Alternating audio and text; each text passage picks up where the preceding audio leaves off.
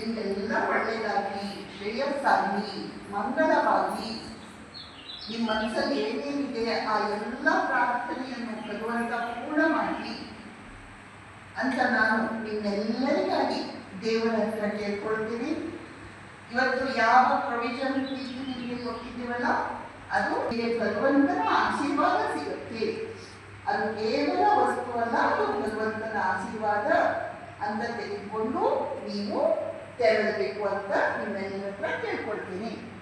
ನಿಮ್ಗೆ ಯಾವಾಗ ಅವಕಾಶ ಆಗುತ್ತೋ ನೀವೆಲ್ಲರೂ ಖಂಡಿತ ಬನ್ನಿ, ಬಂದು ನಮಸ್ಕಾರ ಮಾಡಿ, ಪ್ರದಕ್ಷಿಣೆ ಹಾಕಿ, ಒಳ್ಳೆಯದಾಗುತ್ತೆ, ನಿಮಗೆ ಶಾಂತಿ ಸಮಾಧಾನ ಸಿಗುತ್ತೆ. ಖಂಡಿತ ನೀವೆಲ್ಲರೂ ಮತ್ತೆ ನಮ್ಮ ಹತ್ರ ಬರ್ತಾ ಇರಿ, ಮತ್ತೆ ಮತ್ತೆ ಬನ್ನಿ ಅಂತ ನಿಮ್ಮೆಲ್ಲರಿಗೆ ಶುಭವನ್ನು ಕೋರ್ತಾ ನಿಮ್ಮೆಲ್ಲರಿಗಾಗಿ ದೇವರಲ್ಲಿ ಪ್ರಾರ್ಥನೆ ಮಾಡ್ತಾ